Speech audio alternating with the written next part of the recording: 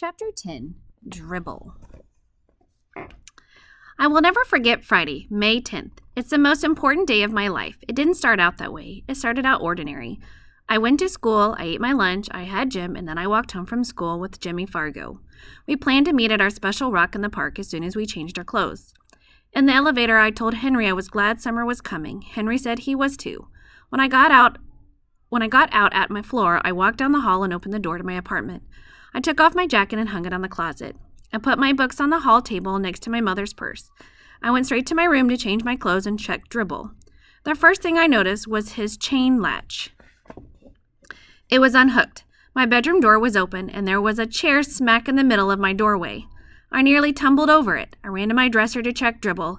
He wasn't there. His bowl with the rocks and water was there, but Dribble was gone.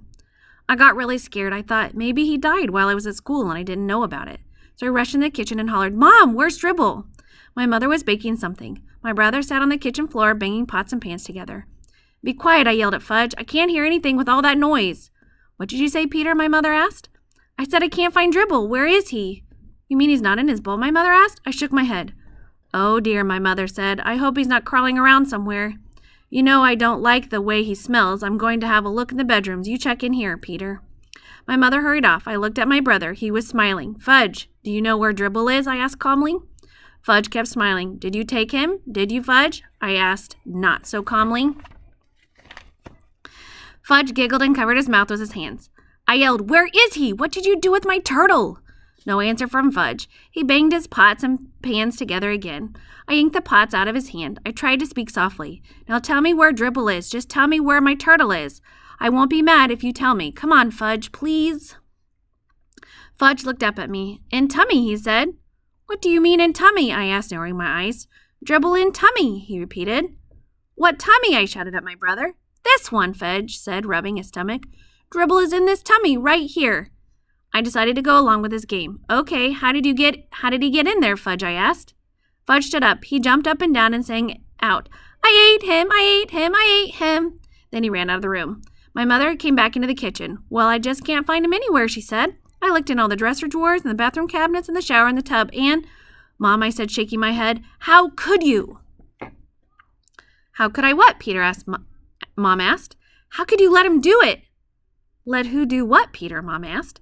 "Let Fudge eat Dribble!" I screamed. My mother started to mix whatever she was baking. "Don't be silly, Peter," she said. "Dribble is a turtle."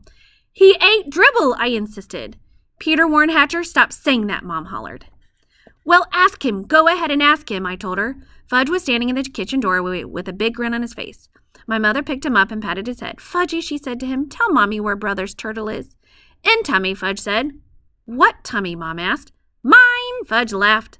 My mother put Fudge down on the kitchen counter where he couldn't get away from her. "Oh, you're fooling Mommy, right?" "No fool," Fudge said. My mother turned very pale. "You really ate your brother's turtle?" Big smile from Fudge. "You mean that you put him in your mouth and chewed him up like this?" My mom made believe she was chewing. "No," Fudge said. A smile of relief crossed my mother's face. "Of course you didn't. It's just a joke." She put Fudge down on the floor and gave me a look. Fudge babbled. No chew, gulp, gulp. All gone turtle, down Fudge's tummy." Me and my mom stared at Fudge. "You didn't," Mom said. "Did so," Fudge said. "No," Mom shouted. "Yes," Fudge shouted back. "Yes," Mom asked weakly, holding it onto a chair with both hands. "Yes," Fudge beamed. My mother moaned and picked up my brother. "Oh no, my angel, my precious little baby. Oh no." My mother didn't stop to think about my turtle. She didn't even give Dribble a thought. She didn't even stop to wonder how my turtle liked being swallowed by my brother. She ran to the phone with Fudge tucked under one arm. I followed. Mom dialed the operator and said, "Oh, help, this is an emergency. My baby ate a turtle." "Stop that laughing," my mother told the operator. "Send an ambulance right away, 25 West 68th Street. Mom hung up. She didn't look too well. Tears were running down her face. She put Fudge down on the floor. I couldn't understand why she was so upset. Fudge seemed just fine. "Help me, Peter," Mom begged. "Get me blankets." I ran into my brother's room. I grabbed 2 blankets from Fudge's bed. He was following me around with a silly grin on his face. I felt like giving him a pinch. How could he stand there looking so happy when he had my turtle inside him? I delivered the blankets to my mother. She wrapped Fudge up in them and ran to the front door. I followed and grabbed her purse from the hall table. I figured she'd be glad I thought of that.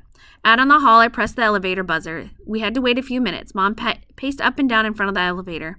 Fudge was cradled in her arms. He sucked his fingers and made that slurping noise I like, but all I could think of was dribble. Finally, the elevator got to our floor. There were 3 people in it besides Henry. "There's an emergency," Mom wailed. "The ambulance is waiting downstairs. Please hurry." "Yes, Mrs. Hatcher, of course," Henry said. "I'll run her down just as fast as I can. No other stop." Someone poked me in the back. I turned around. It was Mrs. Reuter. "What's the matter?" she whispered. "It's my brother," I whispered back. "He ate my turtle." Mrs. Reuter whispered that to the man next to her, and he whispered to the lady next to him, who whispered it to Henry. I faced front and pretended I didn't hear anything. My mother turned around with Fudge in her arms and said, "That's not funny at all." But Fudge said, "Funny, funny, funny, Fudgy!" Everybody laughed, everybody except my mother. The elevator door opened. 2 men dressed in white were waiting with a stretcher. "This the baby?" one of them asked. Yes, it is," Mom sobbed. "Don't worry, lady, we'll be at the hospital in no time." "Come, Peter," my mother said, tugging at my sleeve. "We're going to ride in the ambulance with Fudge." My mother and I climbed into the back of the blue ambulance. I was never in one before. It was neat. Fudge knelt on a cot and peered out through the window. He waved to the crowd of people that had gathered on the sidewalk. One of the attendants sat in the back with us. The other one was driving. "What seems to be the trouble?" "Lady," the attendant asked. "This kid looks pretty healthy to me." "He swallowed a turtle," my mother whispered. "He did what?" the attendant asked. "Ate my turtle, that's what," I told him. My mother covered her face with her hanky and started to cry again. "Hey, Joe," the attendant called to the driver. "Make it snappy. This one swallowed a turtle." "That's not funny," Mom insisted. I didn't think so either, considering it was my turtle. We arrived at the back door of the hospital. Fudge was whisked away by 2 nurses. My mother ran after him. "You wait here, young man," another nurse called to me, pointing to a bench.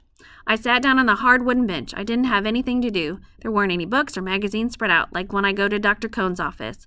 So I watched the clock and read all the signs on the walls. I found out I was in the emergency section of the hospital. After a while, the nurse came back. She gave me some paper and crayons. "Here you are. Be a good boy and draw some pictures. Your mother will be out soon." I wondered if she knew about dribble, and that's why she was trying to be nice to me. I didn't feel like drawing any pictures. I wondered what they were doing to Fudge in there. Maybe he wasn't such a bad little guy after all. I remember that Jimmy Fargo's little cousin once swallowed the most valuable rock from Jimmy's collection, and my mother told me that when I was a little kid I swallowed a quarter. Still, a quarter's not a turtle. I watched the clock on the wall for an hour and 10 minutes. Then a door opened and my mother stepped out with Dr. Cohn. I was surprised to see him. I didn't know he worked in the hospital. "Hello, Peter," he said. "Hello, Dr. Cohn. Did you get my turtle?" "Not yet, Peter," he said, "but I do have something to show you. Here are some x-rays of your brother." I studied the x-rays as Dr. Cohn pointed things out to me. "So you see," he said, "there's your turtle, right there." I looked hard. "Will Dribble be in there forever?" I asked. "No, definitely not. We'll get him out. We gave Fudge some medicine already. That should do the trick nicely." "What kind of medicine?" I asked. "What trick?" "Castor oil, Peter," my mother said. Fudge took castor oil and a milk of magnesia and prune juice too. Lots of that. All of those things will help to get Dribble out of Fudge's tummy. "We just have to wait," Dr. Cohn said, "probably until tomorrow or the day after. Fudge will have to spend the night here, but I don't think he's going to be swallowing anything that he isn't supposed to be swallowing from now on." "How about Dribble?" I asked. "Will Dribble be all right?" My mother and Dr. Cohn looked at each other. I knew the answer before she shook his head and said, "I think you may have to get a new turtle, Peter." "I don't want a new turtle," I said. Tears came to my eyes. I was embarrassed and wiped them away with the back of my hand. Then my nose started to run and I had to sniffle. "I want Dribble," I said. "That's the only turtle I want." My mother took me home in a taxi. She told me my father was on the way to the hospital to be with Fudge. When we got home, she made me lamb chops for dinner, but I wasn't very hungry. My father came home late that night. I was still up. My father looked gloomy. He whispered to my mother, "Not yet, nothing yet." The next day was Saturday, no school. I spent the whole day in the hospital waiting room.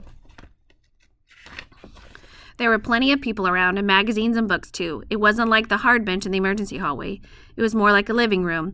I told everybody that my brother ate my turtle. They looked at me kind of funny, but nobody ever said they were sorry to hear about my turtle. Never once. My mother joined me for supper in the hospital coffee shop. I ordered a hamburger, but I left most of it, because right in the middle of supper, my mother told me that if the medicine didn't work soon, Fudge might have to have an operation to get Dribble out of him. My mother didn't eat anything. That night, my grandmother came to stay with me. My mother and father stayed at the hospital with Fudge. Things were pretty dreary at home. Every hour the phone rang. It was my mother calling from the hospital with a report. "Not yet, I see," Grandma repeated. "Nothing happening yet." I was miserable. I was lonely. Grandma didn't notice. I even missed Fudge banging his pots and pans together. In the middle of the night, the phone rang again. It woke me up and I crept into the hallway to hear what was going on. Grandma shouted, "Whoopee! It's out! Good news at last!" She hung up and turned to me. The medicine has finally worked, Peter. All that castor oil and milk and magnesium prune juice finally worked. The turtle is out. Alive or dead, I asked. Peter Warren Hatcher, what a question, Grandma shouted. So my brother no longer had a turtle inside of him, and I no longer had a turtle. I didn't like Fudge as much as I thought I did before the phone rang. The next morning, Fudge came home from the hospital. My father carried him into the apartment. My mother's arms were loaded with presents, all for Fudge. My mother put the presents down and kissed him. She said, Fudgy can have anything he wants, anything at all. Mommy's so happy her baby's all better. It was disgusting. Presents and kisses and attention for Fudge. I couldn't even look at him. He was having fun. He probably wasn't even sorry he ate my turtle.